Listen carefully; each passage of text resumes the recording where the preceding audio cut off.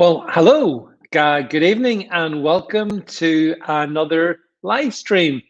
And I just want to check that my guest Alison is on the stream and can hear me okay? I think so, yeah. Can you hear me? Yes, I can, Alison. Hi, you're very Okay.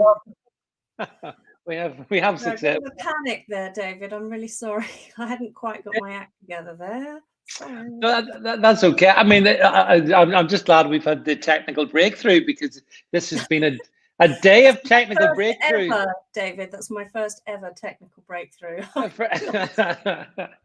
I'll tell you what, Alison. It's quite it's funny, you know. I mean, tonight we're going to chat obviously about the whole vaccine, about the lockdown, about all the stuff that's been going on here. And actually, to be honest, it's a bit of a release because I've been talking about the U.S. election pretty much nonstop since last week. So I never thought I'd get to the point, Alison, where COVID is light relief. But hey, vaccines, yay, yeah. No. yeah, David, yeah. I was going to ask you actually. I had a look at your Facebook page a minute ago while I was trying desperately to work out how to get into this thing. Yeah. And I saw something about Pennsylvania. So I know you don't want to talk about America, but can you just fill me in because I'm dying to know what happened today with Pennsylvania? Well, as I understand it, so Joe Biden declared himself president-elect on the basis of having hit the requisite number, Alison, to get the Electoral College, as in 270 votes. However, what appears to have happened is that the Pennsylvania element in that has actually been subtracted from the 270, which I think puts him on about 259, something like that. So, in essence, as I understand it, he is not president-elect, because obviously the Pennsylvania vote is still in question. Alison, is still, it's still being talked about, and we don't know. Maybe Biden will win it, but maybe Trump will win it. But this has been quite an important moment. But like you say, it's been pretty much ignored by the legacy media. Now, there's a surprise. Yeah, Adam Bolton going on and on and on this afternoon, I noticed. But yeah, I just wasn't quite sure what happened because I do follow Twitter quite regularly and I didn't see that. I had seen a whole bunch of stuff about postal fraud with women's maiden names, which I thought was quite interesting. But I hadn't seen anything about Pennsylvania, so I was just curious to hear your take. Yeah. I think we have to watch the space, Alison, because I mean, this election is far from over. In fact, in some regards, right? Yeah. So I mean, I sincerely hope that. I mean, obviously, I'm a Trump supporter. I want to see. I don't think Biden's fit to be president. I do think there's been pretty much extensive shenanigans. Because this is YouTube and we have to watch every word we say, Alison. I think there shenanigans. Shenanigans is a good word, isn't it? Okay. Yeah.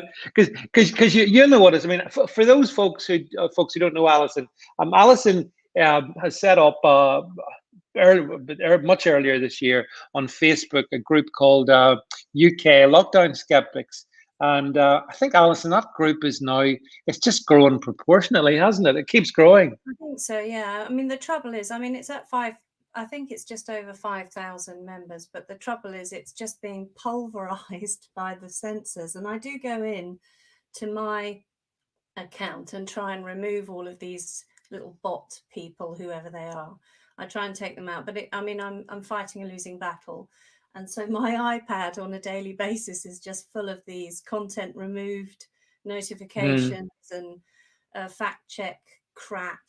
So it's I think it's only a lesser number of people, a smaller number of people who click on it or who've got it loaded up in their feed so that they see it. Otherwise, a lot of stuff is being buried.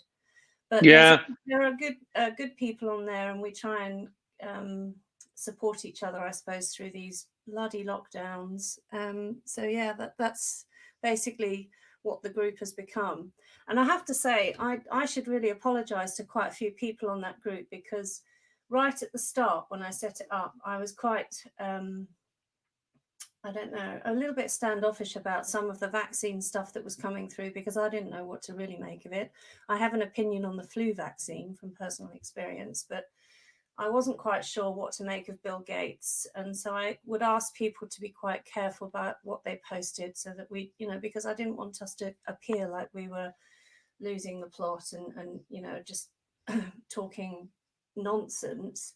But pretty much every single thing that anybody ever came onto the group and posted has now come true. So I do owe them an apology right at the start. I mean, in the end, all of this stuff was coming through and I didn't mind it quite so much in the end because I could see what was going on. But you do get a sense now with the vaccines that everything that everyone said, right, all these so-called conspiracy theorists who at the start were saying, you're all going to end up with a digital passport, these things are going to be mandated. And I thought, oh no, that'll never happen. And it's all happening. I mean, if you switch on the news this evening, all of the, I think it was GMTV are now putting out polls asking people whether or not vaccines should be mandated. And I don't think they will be. I think what the government will do is say that you can't get a job, you can't take a flight unless you can prove you've had this vaccine. So all of this digital passport thing is now going to become reality. Yeah, I mean, it's interesting the way things have changed over the last 6 or 7 months, isn't it? Because as you say, in the early days of lockdown, there was a bit of latitude one way or the other, I suppose. But I reckon from about April on, it's become pretty obvious that this is not going to be a good thing, and I don't think it's going to end very well for many people. But the thing is, Alison, that the news has been dominated, obviously, today about with the alleged breakthrough. Although I think at this point it's just fundamentally a press release. We've not seen any real scientific data. But I don't know if I flip this up on the screen, can you see? Here's one of your friends. Oh right, yeah. So we have Matt Hancock standing up to hail the vaccine, but no guarantees, of course, on the rollout getting delivery buddy, but the NHS stand ready. So there's been massive response on the international share market. There's been share markets have shot up in the back of this announcement, which interestingly comes the week after the US election. I'm sure there's exactly, yeah. Entirely coincidental. I keep tweeting on that today. It's all very peculiar, isn't it? But I mean, one of the guys, and I remember writing about him back in March, a long time ago now. Sir Jeremy Farrer, I think is his name. He's the head of the Wellcome Trust, and he's one of the SAGE committee guys. Alison, I don't know if his name rings a bell. Sir Jeremy Farrer, but anyway, the bold Sir Jeremy was on the Jeremy Vine show. Something I have to say I don't really tune into, but I saw a screenshot of it. But he was on and this morning, and the conversation was basically, should those who refuse the vaccine be forced to remain in lockdown? So that's a new. That was in Jeremy Vine, mainstream morning TV, and this was Sir Jeremy Farrer. This was not some obscurus person. This was a senior scientist who's listened to and respected by Boris, and yet that was the tone of the discussion. Basically, if you're going to be a refusenik, Alison, and you don't take it, then yeah, you've got that choice. But to your point, you're not going to travel, and you mightn't be able to work. So how do you think that's going to go? Yeah, well, I mean, the trouble is so many people don't really know the facts about the flu vaccine. I mean, from personal experience, I know it doesn't work, so I wouldn't take it. I mean, I had I think it was swine flu about 10 years ago, and it was pretty horrendous. And as far as I'm concerned, that made me immune. I may be wrong, but I wouldn't take it. But people just seem to take at face value everything that the government says with respect to the flu vaccine, and they kind of treat it almost as a trivial thing. So it's unimportant. Why would you not have it done? And therefore, anybody who opposes it or doesn't see it for what it actually is completely round the bend, and a member of the so-called anti-vax brigade, which is not true at all. I mean, I'm I wouldn't refuse other vaccines, Yeah, but I would refuse the flu vaccine. So just out of curiosity, I did a bit of research into through my son as to how many people in his class didn't have the flu vaccine, because they were dishing this thing out a few weeks ago. And he told me, he said, "Oh, well, Mummy, I was the only one in the class whose mum wrote in and said she didn't want her son to have it." And I felt momentarily awkward, but I don't see it as necessary for a child to have that. So it's just, people just assume it's like anything else. I don't think they realise the low effectiveness of the flu vaccine, and also with regards to swine flu, when they rushed out a vaccine, whenever that was, I think 2009, there were a lot of children who were affected by that, who got narcolepsy and all kinds of other brain disorders as a result of that rushed vaccine. But not enough people know about that, so they just assume it's it's nothing, and that the rest of us are all around the bend. And so therefore these people who are in the scientific community, the guy that you're talking about, he can make those statements, and continue to make everybody else out to be nuts, like Piers Morgan is doing this evening, tweeting out that you're all nuts if you don't take this vaccine. And actually, yeah. he's going ballistic this evening. I actually, what I saw him say, Alison, was, if I read it correctly, his view was that he would be prepared to take the vaccine live on TV, and second, well, I mean, drama queen, God. But secondly, what he suggested is that those people who don't take the vaccine but who get COVID should refuse to use the NHS. Yeah. And you see, that's what really annoys me, because we're funding the NHS. You are, I are, many of those people who watch this stream living in the UK, we pay our taxes, we fund the NHS, be that good or bad. And I actually, someone I know tweeted at him suggesting that perhaps would he feel the same about a smoker, for example, who gets cancer. Should that smoker be denied NHS services, or maybe someone who sunbathes and gets, skin cancer? Or somebody who's morbidly obese, and there are those. Well, there is. There's lots of different arguments you can make there, but the whole point of a public health service like the NHS is that it's free at the point of need for everybody, because we're all paying in. So he doesn't have the right to make that kind of a stupid moral judgment like that.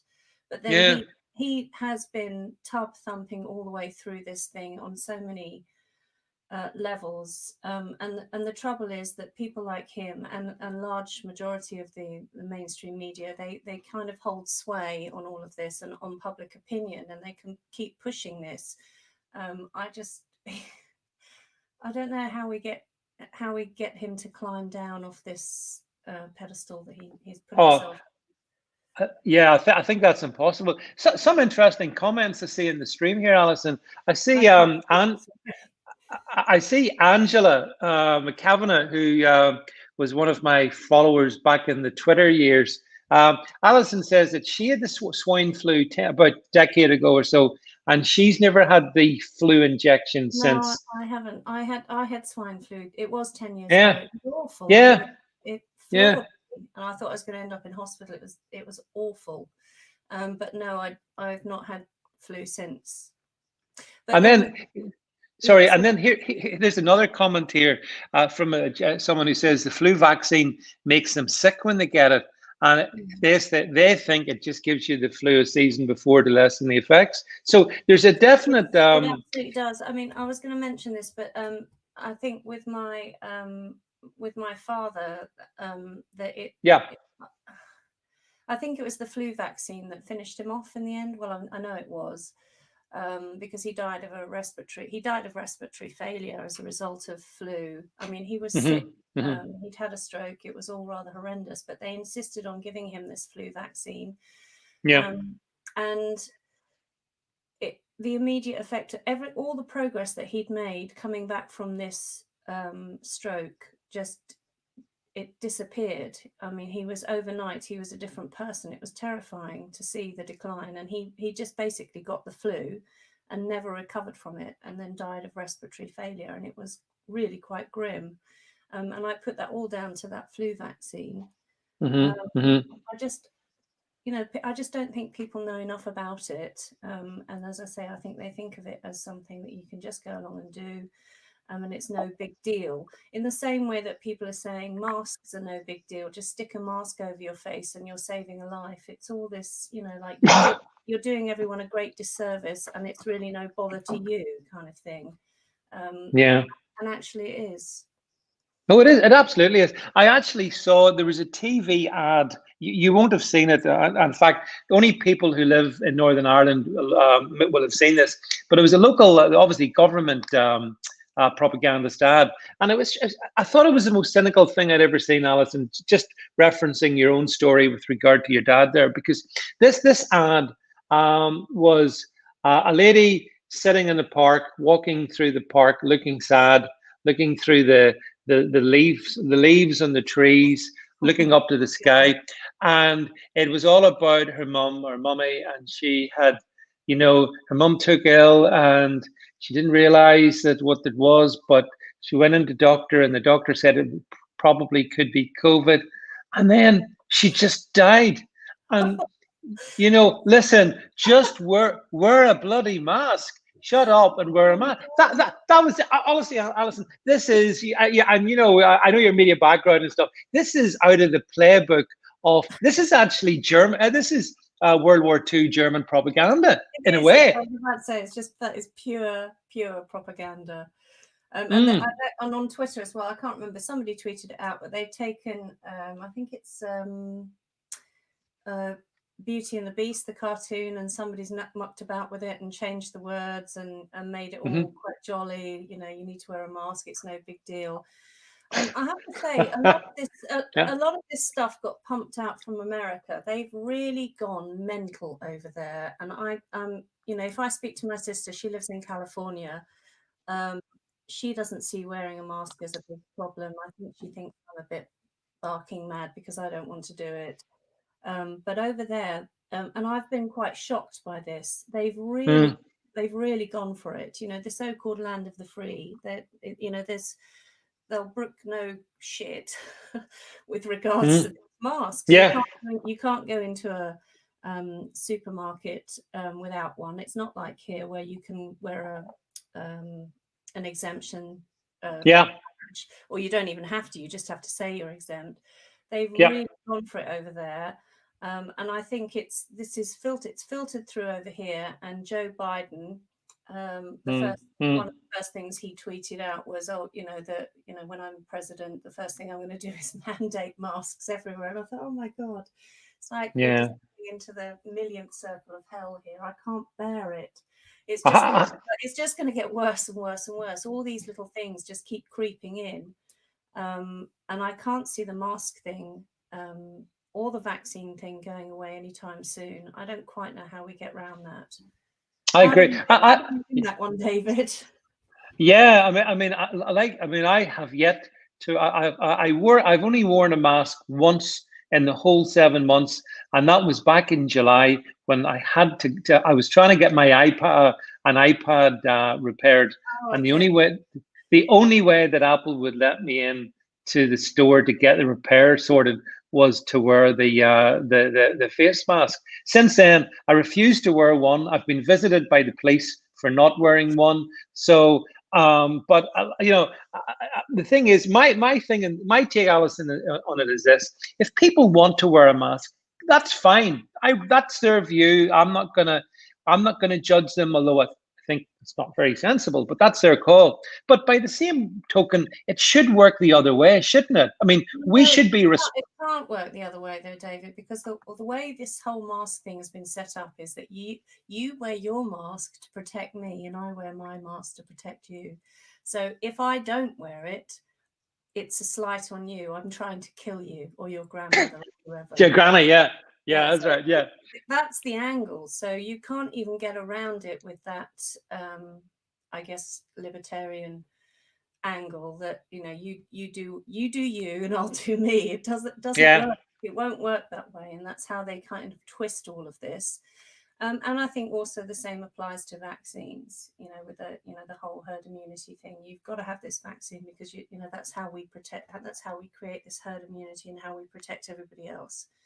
But So yeah, but it's all the same angle. yeah, but the thing about it is, I mean, it's very scant on the science. I mean, I've yet to Yeah. see definitive scientific research that demonstrates that me wearing a mask will protect you from me. I've not seen that evidence. And So, if you're asymptomatic, I mean, there are reports and studies out there, but they're in clinical environments. And yes, okay, if somebody's got a COVID and they're coughing and spluttering, yeah, okay, maybe a mask would work in that environment. yeah, But yeah, that's a clinical environment. It's not. It's the same as not agreed. true in the general population and with asymptomatic people. It's ridiculous that, you know, I have to go out and wear anything over my face. It's also you know, there is an argument that you can say that it's unhealthy. I mean, you wouldn't. I mean, I've got this funny thing about like people using handkerchiefs. You know how when people like blow their noses or whatever, and they use Yeah, keep their stuff in their pocket, and I think, God, that is so vile. You know, like if you're going to use anything, use yeah, it and throw it away. So now yeah, what yeah, we've gone from yeah, there, it's an old-fashioned thing, I know, but now we're yeah. saying actually take that revolting handkerchief and stick it over your face, pull it off your face, touch it, handle it, on and off, put it down, and then go and touch everything else like doors and handles and various other bits and pieces. And, you know, so it's going to spread bacteria and it's going to spread pathogens effectively. Oh yeah. And if these things had worked, we wouldn't be in a second lockdown. I mean, everyone was going on and on That's it. about this, and we're in Yeah. a second lockdown. So much for that. Well, actually, I mean, that's one of the biggest discussion points, Alison, that's not being properly discussed. Certainly, Yeah. again, amongst the fake news media, we in the summer months when respiratory diseases like COVID-19 are at a low in the northern hemisphere, what did we do? We forced people into masks, Yeah. and I mean, it's so illogical. And this, of course, is what leads to people having problems with this. Because if you're a logical person and you try to discern logic, you're going to be really disappointed because there is bloody no logic. Got people into masks. And I remember, Alison, thinking to myself, you know, initially I held out hope until the government said it was used the word mandatory to wear face masks. And certainly here in Northern Ireland, at that point, compliance went from about 50% up to about 98%. You know, it was so depressing. And people didn't understand that mandatory does not mean that it has to be worn in all circumstances, because there's legal exemption, which can be just you declaring your legal exemption. But most people don't get that, you know. So the government got their way, Alison. They got the people into masks, and what happened? Well, the alleged case numbers went through the roof. So where's the common sense in that? No, well, they've got so much invested in this vaccine and all of their escape route now that they've got to keep this charade going for as long as they can, and masks are just perfect for it. Yeah. Okay. Can I just just a fear tactic? Yeah. Can I just welcome Sir Dan, by the way, onto the stream? Sir Dan, thank you for your kind words about me following my awful demise from from Twitterland. I appreciate it. But it is rumored my ghost still haunts haunts the land. So you're very welcome on the stream. But yeah, Alison. So the thing is, you know, they got us into masks, and they're not. In my view, they're not going to let us out of masks. I think No, anyone thinking, yeah, you know, and so in a way, to me, the torture keeps going. In fact, I wanted to show you. Like, for example, here's some of. Interesting. Go on then. Yeah. I should have suggested you have a big gin or something before we get through this.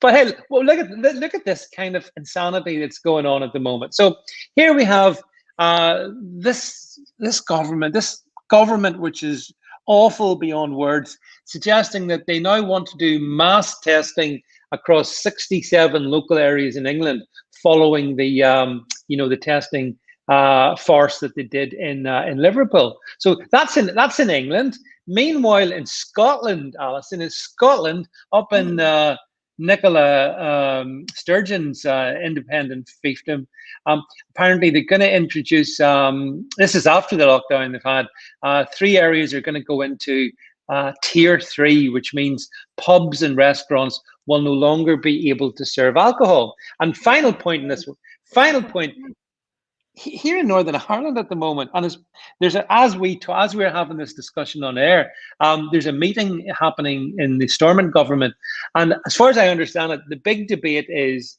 either can they extend the month-long lockdown we've had for another couple of weeks, or, and this will make you laugh, can they allow some cafes and restaurants to open so long as they don't serve alcohol.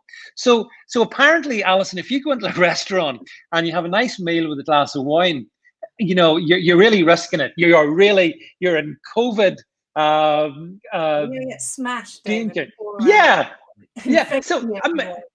So again, listen. So so they've got us locked down. They've got us in masks. They're still extending these areas of lockdown in England. As you know, you're now living in your, I think, week 2, Alison, something like that. Yeah. So I mean, how is that affecting life around you where you live in terms of this? I mean, it's slightly different to the first one in that we are the government allows us out more than once a day. Do you know, when I say that, it doesn't compute that I live in the UK or in England. I know. The government says you can leave your house. What is that? It's slightly different. So because the last time, if you left your house for your permitted exercise per day, everyone was out at the same time, and everyone was jumping around each other, doing great big semicircles and holding their breath and all kinds of other stupid things. It's a bit different this time, I think. But there's all sorts of other things that that I don't understand. Like, they've closed gyms and health centres and all these other places, and I think, well, that makes no sense as you're going into winter and people want to get fit. I mean, I don't particularly fancy going running in mud, so I don't quite understand the logic there. So there's a lot of things that are really annoying, and obviously all the restaurants and cafes and pubs are all shut, so it's quite. It just feels very restrictive. I can't quite get my head around the fact that the government is telling me how to lead my life. That doesn't make any sense to me, and I can't believe that the majority of the country just go along with it. They're all thick. Well, see, the thing is, you've hit on an interesting point, and I see other people on other comments being made here. Basically, going along with what you're saying, that this time round, to a significant degree, people maybe play lip service to it, but life sort of goes on. But that's only half true, isn't it? Because if you're a restaurateur, or you own a pub, or even a cafe, or you're a hairdresser, or small business people, like they're being crucified. Life's not going on normally for them. And so this is the thing. I see this government as it's like a wrecking ball, Alison. It's a wrecking ball taken to small businesses, and and I don't know how sectors like hospitality. What do you think is the motivation for what's behind all that then? Do you think it's all about this green agenda? Well, I mean, the World Economic. I don't understand why a Conservative government would hammer small businesses and not think twice. I don't understand. So what's your take? Well, I think the way I see it is that the World Economic Forum, which is closely associated with the World Health Organization and the United Nations, so it's a legitimate organization, but it's talked about this thing called the Great Reset, and it sees COVID as let's be benign about it, Alison, and say, well, COVID's happened. It is what it is. But on the upside, there's a lot less, air pollution, and there's a lot less transport pollution, and there are certain things that we can maybe restructure in terms of economies. And to my mind, I think it is linked into the kind of green agenda, because, I mean, if one person who should be really happy is Greta Thunberg, because she's got what she's wanted. Nobody's flying. I mean, I haven't flown, Alison, in well, since March was the last time. The last time I flew was to go to, ironically, to go to see a concert in Glasgow back in March. And also, I also went to, yeah, I went to the Cheltenham Festival, that massive super spreader event. I was a mass murderer, probably. Yeah, but that was it. So I think, if you look at it from a government, I mean, this government, I don't even think they're a conservative government. I'd be blunt with you, Alison. They sicken me in so many levels. But I mean, the thing is that by knocking out the hospitality sector and pretty much destroying tourism and those areas, that's costing a vast amount of money. And yet this conservative government seems happy to throw their furlough money against it, which is our taxes. That's cranking up into billions. And nobody seems. David, I was just going to say, I think that's why we're in a second lockdown, because I just think they were too frightened to come out of furlough. And by doing that, just before they would have come out just before Christmas, and it would have all fallen apart. All the stuff they've done would have just fallen to pieces, and they would have been in deep shit. So I think that the whole reason we're in a second lockdown, apart from all the other bits and pieces that we talked about earlier, is so that they don't lose faith with that furlough scheme, so that they could just justify extending it and just keep going and going and going until we get this vaccine. And then they've themselves. Yeah, I think actually, Alison, I think there's a lot of mileage in what you say. I mean, I remember talking about this back in July, saying, listen, when this furlough scheme ends at the end of August, there's going to be millions of people without a job because of the damage. But as you said, but they've kept it going. And in fact, actually, and here, I mean, for me, the biggest giveaway was when Rishi, the Chancellor, said, we're going to extend it now to the end of March. Well, hello, everybody.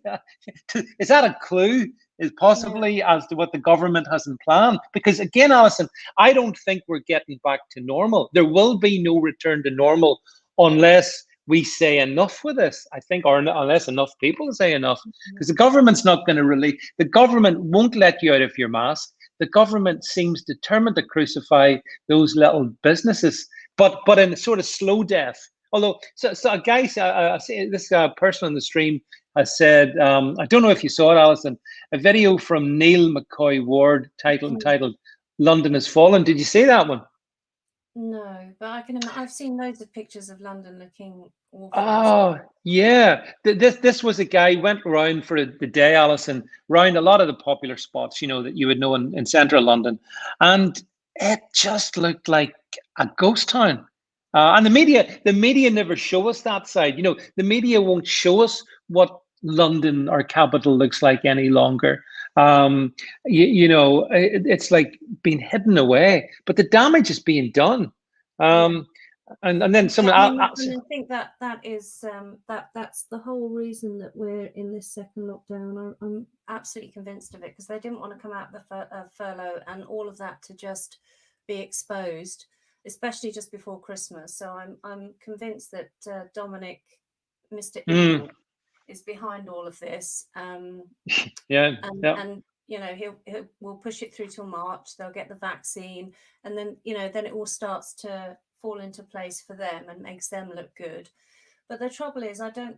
What you were saying earlier is that the people need to stand up to it, but they're not going to. There's too many thick people out there, I'm afraid. I mean, you just see them walking around in the masks, and nobody's willing to. You can talk to a lot of them, and they'll say, "Oh no, I don't really believe in any of it, and I'm not that convinced by it." But they won't stand up to it.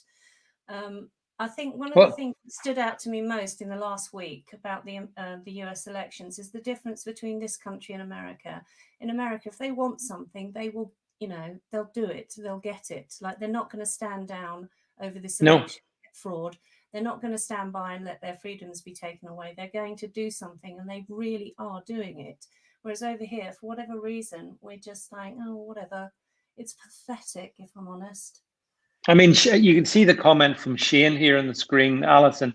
He says, to be fair, there's a lot of people who wear their Yeah, there masks, are. and it, Yeah. and Shane, you're absolutely right. I mean, there's certain groups, Alison, that kind of, I just, it's beyond my ability to comprehend. I I mean, see. they made it a fashion item as well. Yeah, oh, it is, and especially with the ladies, might I add.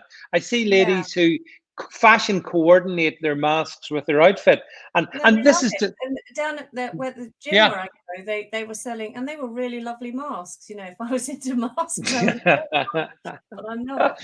Yeah, yeah, yeah. But also I see people. I see people regularly driving cars. So they're in their car, Yeah, couples, that's and really they're both masked. So, and that goes to Shane's point. I think Shane, you make a very valid point, and it's awful to say it, Alison. There's a significant number of people in this country who are comfortable in masks, and I never thought I would ever be saying that. I never thought I'd be hearing myself saying a big chunk of the UK is happy as slaves. They like being slaves. So we talk about, oh, depressing thought, but I think it's true. yeah, Although there's a bit of a contradiction with what I was saying about America, because at the same time they have really exported this, like they export so many other cultural mm, things. mm, They've really, mm, I don't know if it's a left or right thing in America. I can't really tell actually if there's a political thing about masks in America, but certainly they've really exported this. mm. So the UK thinks, oh well, if America's doing it, we should all do it too. So there is See, that aspect to it. I see. Louise says, "Have you heard the government's in talks with the FA to make sure you've got a vaccine before you can attend a match?" Oh, there we go. Great. That doesn't surprise me, Louise. I'm sure that would apply if you want to go to a concert, if you want to do lots of stuff. But the thing about the vaccine is, even this one, the Pfizer one that they've talked about so much in the last 24 hours, I think the way it works is it's a double shot. You get two shots. So I don't think, and I may be wrong, but I think you have to get two doses of it for it to be effective. So and of course, then if the coronavirus, if COVID-19 mutates, then there's a possibility you need to get a different one. And all of a sudden, you've got a new flu virus, but we call it the COVID virus in terms of the vaccine. So just like the flu, Alison, I have been taking the flu vaccine for the last 10 years. I'm a type 2 diabetic, so it was recommended to me to take the flu virus, which I faithfully did until this year. And from this year on, they can my freedom is more important to me. My freedom is I don't want their flu virus. They can shove it. I don't want it, and I'm not taking it. I'm just as but I'm not anti-vaccine, and I think it's important, Alison, that people like you and me and many people on the stream, we won't be vilified as some kind of fanatical anti-vaxxers, because vaccines definitely have an important part to play in Yeah, people's health. I've not refused any other vaccine, and last Yeah. year I had to have a yellow fever vaccine to Yes. travel. That Yep. those things, they're proven and they work, and the risk of not having it outweighs the risk of taking it. So I can see the point in that. I mean, in America, they dish out chicken pox vaccine. So I was quite surprised to hear from my sister that my nephew had a chicken pox vaccine. I thought, well, why would you bother with that? I mean, but that's a personal thing. I don't think chicken pox is that bad. Yeah, but I think there's certainly a role in modern life for vaccines, and that's okay. But there's also a role. But the other thing about vaccines, though, is, and I spent a large number of years working alongside pharmaceutical people, friends of mine who work in the pharmaceutical world, and when you listen to them talk about the lifespan of the R&D involved in developing a vaccine, and the length of time it took to do these things and the amount of money involved as well, by the way, was enormous. So you don't just conjure up a vaccine, especially a coronavirus vaccine, in a few months. And yet that's exactly what we're being asked to believe. And not only that, but I believe the government has indemnified the manufacturers. I wonder how you feel about that. Yeah, they're covered, aren't they? which is why all these poor devils had to, like wait for forever to get any compensation from the government for that swine flu vaccine that went horribly wrong. But you see, there's not enough publicity over that. And actually, the publicity that does exist is in the Guardian and the Times and the Telegraph. So these are, reputable, if you can call them that, newspapers. Yeah. But even if you have an argument with somebody about any of that and you post that link and you give them that information, it still just doesn't get into their thick heads. So I don't know how we get round that. I really don't. And with the mainstream media so fully on board with the government in every respect, they're just they're just a complete full-on propaganda machine. And I mean, I've worked with journalists, and I know how they operate. They just don't care. They're in it for the lifestyle and for the perks of the job. So they don't care about writing something that's truthful or useful or doing any kind of research that would actually benefit people. And yet they're the first people to jump up and down if anybody says the freedom of the press is being taken away. They go on and on and on about freedom of press, freedom. And you think, well, really, like you're not a benefit at all to anybody. So I don't know. But the thing is, I think the media benefit from lockdown, and that's why one reason why they're so enthusiastic. So if people are forced to sit at home watching their TVs or watching it on the computers, they consume more media. If they consume more media, then ratings go up. If ratings go up, advertising revenues go up. So I mean, to me, the media is they're not impartial. They're partisan, and they love lockdown, and that's why, Alison. I mean, I know when Boris enjoying it so much, more people to watch his dreadful program with what's her name, Susanna Reid. So I mean, this is so difficult. The media is presenting a particular impression. We've got then the likes of Sir Patrick Vallance and the likes of Chris Whitty, who in the last number of weeks have some fundamental questions have to be asked about what information have they been given the British public. I mean, there's so many bits and pieces that don't add up in any of it, and yet still nobody's really asking. None of the journalists are asking the right questions, and neither are the public. They're just happy to go along with this bollocks. Sorry. No, it's okay. They're happy to go along with this, the information that they're being given, and take it at face value, even though it's full of flaws and is fundamentally wrong. And I did actually think that Boris was going to come out yesterday and make some big announcement that because the press were pushing it like he'd been bounced into this lockdown, and I thought, maybe there's some hope, but he didn't. He just came out and doubled down on it, and I don't know where this is all. How, as you said earlier, it's just not going to end. It's really quite depressing. It is. It's lockdown in perpetuity. It is a new way of life, or whatever you want to call it, and the vaccine will be part of that. I don't doubt. I think if we are going to travel in the future, Alison, certainly international air travel is going to be restricted to those who conform and who take the vaccine. I don't know what I'm going to do about that. I really don't, because I'm not taking a vaccine and I won't wear a mask, and I won't be told that I have to stay at home if I don't do either. So I don't quite know where that leaves me and others. Yeah, well, this is where, though. I mean, I know I've seen you talk about it on Twitter and other places, Alison. Like, in a way, the only way things change is if enough people decide they want to see things change. And to be fair, last Friday night, when the English lockdown came in, I saw scenes in, was it Manchester and Liverpool and other English cities where there did seem to be at least token uprising resistance against being forced into another 4-weeker. Did you see those sort of video footage and stuff? Yeah, it's not enough though, I don't think.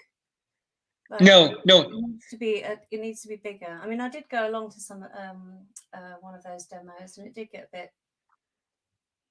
Yeah, it did get a bit funny. I don't care, but I think more people need to just go along and support these things, and they are starting to do it. But it just, I think these, people like Piers Morgan, they're so quick with the COVID idiot slur the whole time, that it affects people's ability to judge whether or not they need to do something like that, because people don't want to be thought of in that way. And it's the same thing with masks and vaccines. It's just this, you don't want that stigma attached to you as being seen as an idiot.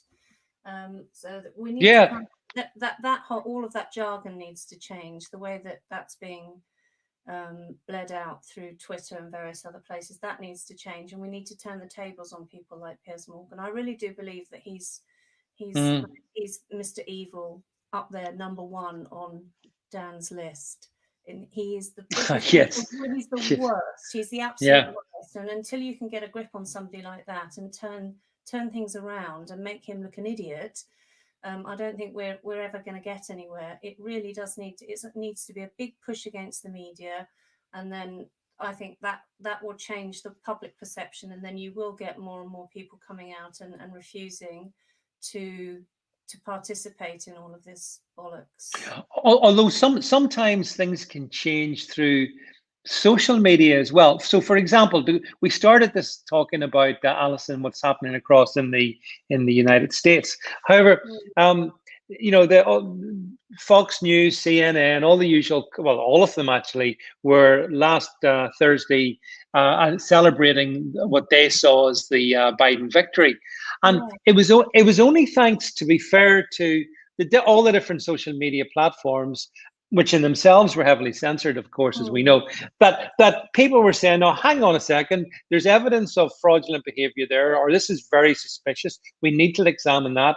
And that has kind of pushed right back into those mainstream media from social media. So I don't know, maybe in the UK, if enough people took to the social media platforms such as they are and actually did push back on the language, because you're right, Alison, language is so important. This sort of COVID idiots thing, but this language, as you and I know, and people watching this know, it doesn't just happen accidentally. Some very clever, well-educated people think of this, because to me, it's like psychops, isn't it? They use the words, and it's very hard to argue back. It's a bit like when people say, "I'm for equality." Well, if you say you're against equality, what does that make you? If you're against, Black Lives Matter, who can be against that? Well, no decent person, but that's not quite what it's absolutely there. It's in the language, and it's in the people that use the language, the Piers Morgans of this world. And it really does need to be people on the social media platform in some way getting together and talking about it in a way we're doing. But pushing back with this, pushing that language back and turning it around, so it takes some of the stigma away. I really do believe that. I don't know how it happen. I mean, you need people with, I suppose, media platforms to try and do that, and to try and make Piers Morgan and other people look stupid. I think I've seen it. I've started to see it. If you look at his, at his Twitter feed, I have seen it, and that is encouraging. But we exist in our own little world in Twitter. There's a different world out there of people like my aunt and cousin and other people who don't go on Twitter. Yeah. But if I talk to them about masks, they've got a very strong view of it, because it's come through the media, the normal media. Mainstream media, but it's got to start somewhere, and I think you're right. What we were saying earlier about the US election and the fact that they are willing to fight in America for this, they really are. They are. We need to see a bit more of that kind of spirit over here. Yeah, it's all connected, of course. The reason, that's the other reason we're in a lockdown, is so that Joe Biden could be elected president. It's all connected, so we've got to work on that. I think there's two other things I just wanted to mention with you as we draw towards the end. Two incidents really. Did you see the video footage that a young lady took of the police arresting her mother, who was for the crime of trying to get her mum in turn who was in her 90s, I think, in a care home, and she's a qualified nurse. She wanted to get her mum out of the care home and back home. She hadn't seen her mum for 8 months or whatever, and at 90 years plus or whatever her mother was, time is short. And I witnessed, the British police turned up and treated this nurse as if she was a criminal. Yeah. What sort of country, Alison? If you run a Facebook page as well. I don't understand what's going on with the police, and I actually don't understand why there isn't a bigger reaction to that within the general public. I mean, why isn't there outrage over that? Yeah, I mean, yeah. Outrage. And the fact that there's not tells me all I need to know. Well, you mentioned Piers Morgan, who loves the headline. I mean, what comment on that? I don't know. No coverage, no, ignored because but it's just I thought to myself, that's the sort of thing that needs retweeted, or it needs shared on Facebook or on Parler or other forums, so people can see. I think American people, you mentioned American people, I've got a significant number of people follow me across in the States, and like they look on in a degree of horror, Alison, to the meekness, the supineness, the compliance. Insane, David. I don't know. It's not to be that way, and I don't know what to do. But I can't do it on my own. No, of course, no. I fully understand that. And see, it's a very strange. I look on in admiration at what's going on with this US election now. Not with the mask situation, because I that. Yeah. But with the election and the way that the passion that drives that, for them to unpick all of this fraud, and they're not going to stop. And I don't think Donald Trump will either. And I'm in awe of that, really. And I just wish we had a bit more of that over here. But you do see some people did you see Shane's brought up again? Did you see this one, Alison, where a guy was in a Sainsbury's store? 3 police officers harassed him for not wearing a mask, and they were very rude. But within 24 hours, an apology came out from that. I think it was West Midlands Police Force. However, that was, in my opinion, the officers should have been at least disciplined for their. It says a lot, doesn't it, about how much the police know about the law. That they had no clue, but they were quite happy to bully. It does. They do that. They turn up at your door and bully you. I can assure you. Well, as I said, I know when the 2 of them turned up at my front door, Alison, because of the infamous photograph without a mask that I tweeted back in the day, I had to explain to them that I had exemption. And when one of them said to me, "Well, can I ask what your exemption is?" I said, "No, you can't ask what my exemption is. You should familiarize yourself with government COVID regulations." But that was back in 2 or 3 months ago, But did they go away afterwards, or did they come back? What happened after that? No, they came and talked to me for about a very tense 15 minutes, but they picked the wrong person to come to, because I understand government COVID regulations. But I tell you what, the interesting thing, there was 2 officers, one chap in his probably early 50s, another one in his early 30s, Alison, roughly. So 2 different sort of parts of the age spectrum. The elder guy looked embarrassed, actually. But obviously one of my haters had contacted the police and said, "Oh, he's gone into a garden centre without a mask." But the younger guy, and this was the sinister aspect, he said to me, "You do realise that if you were to encourage people not to wear a mask, that would potentially lead to a fine." So he said that to me, to which I said, "Well, look, my view, officer, is that I respect the law, and I've always followed the law, especially living where I live. However, and so I would not encourage anyone to ever break the law. However, I would encourage anyone who's got exemption not to wear a mask."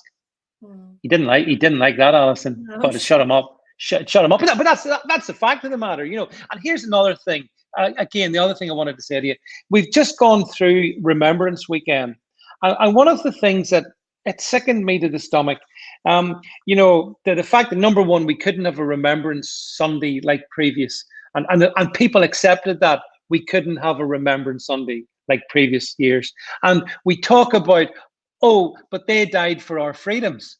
But Alison, I put it to you, we've accepted the freedoms be taken away. Yeah. Surely.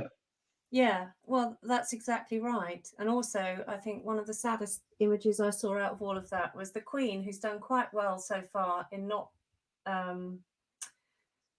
wearing a mask and not sort of falling for all of this stuff. All of a sudden, I opened I can't remember which paper I opened on my iPad, and I saw this picture of the Queen wearing this black face mask. Yeah. It was horrific. It was. Right. Oh my God, I need to delete this image from my brain. Yeah, yeah. It's exactly that. And I think people have said that. They've talked about that quite a bit on Twitter, you know, that we've just thrown in the towel with all of these freedoms, but other people don't see it that way. They see what we're doing, the fact that we're pushing back as some form of selfishness, and we're dishonoring the memory of these people who died for freedom. You're yes. It's a big battle, but I thought we have to win that battle. I really do, in the way that we frame this debate. No, you're dead right, actually, because I've seen people push back and saying, look at the sacrifices of 70, 80 years ago. All you're being asked to do is put a mask on and wash your hands instead. That's exactly what they say. And that's pure propaganda line, of course, because no, what we're being asked to do is give up our freedom. That's what we're being asked to do. We're being asked to stay apart from our family. We're being families. There's absolutely no justification. There's no science behind it. There's no reason for it. This is not the bubonic plague. You know, people just need to get a sense of perspective. And I think if it's possible to reframe the debate around that and make people feel idiotic about how they're reacting to this, really quite pathetic, then it changes the debate a bit. And I think then we might be less on the back foot. A couple of weeks ago, I shared another online debate, Alison, on the Great Barrington Declaration.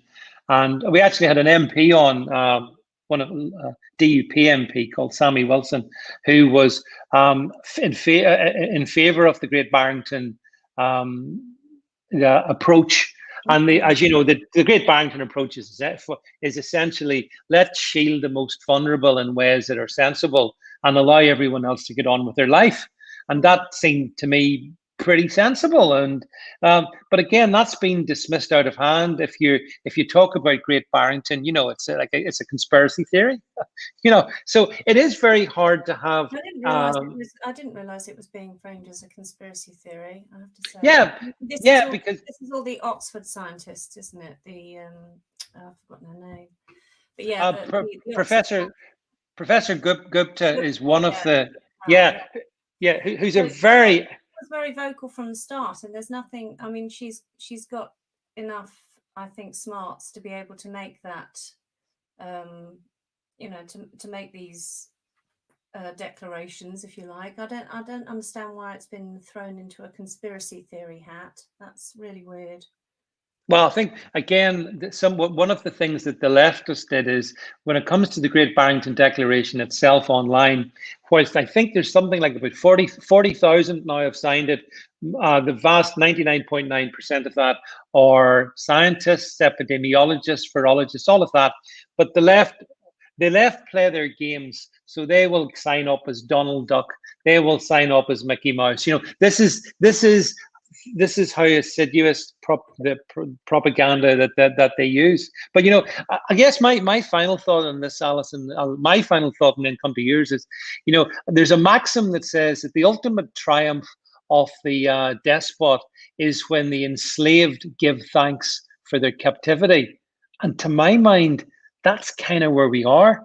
You know, we've a huge number of us are enslaved, and we're happy to be enslaved, and we want to wear masks, and we will stay away from our family because, you know, we wouldn't want to kill Granny, and there's too many people like that, you know. So people need to waken up, I think. What do you say?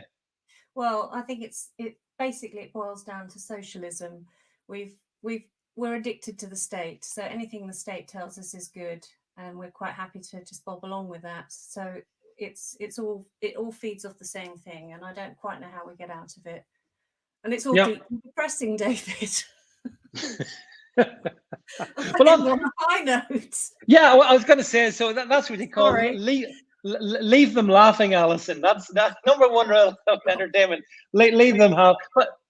But hey, listen, it's what it is, Alison. You know, I mean, it is important to have. I hope it's not what it is. I hope people start to push back and we change the narrative. I really do. But I think that's going to be there's a tall order, but it needs to happen like now.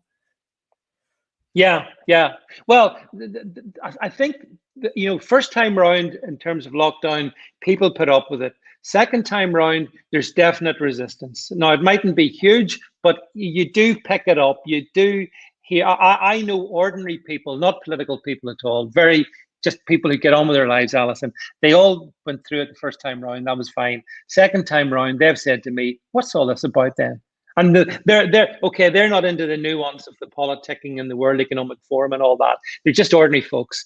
And they're just thinking, but we don't understand this. We don't know anyone who's died of this. We don't know anyone even that's had this thing. Why are we being locked down again? Yeah.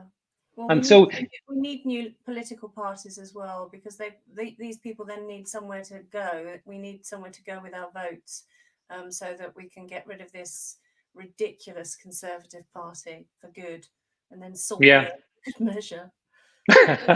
Well, on that cheery note, then, okay, let's absolutely end it on a positive. So, on that salted earth note, Alison, can I thank you very much for coming on the stream? It's always good to have you on the stream here and have a chat about these matters. And for any of you folks who want to join the UK Lockdown Sceptics group, you need to get back on Twitter, David.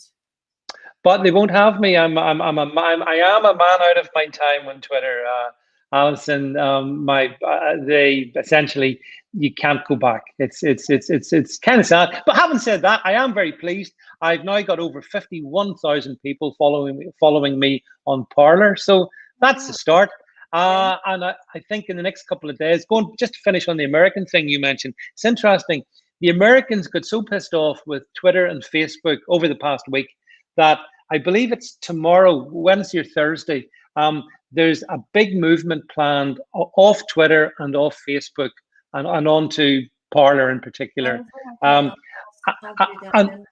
that's Americans having the proverbial to actually do something. I guess too many get addicted to these things and they think, but we have to fight on that battleground. A good general will tell you sometimes you have to shift your battleground, but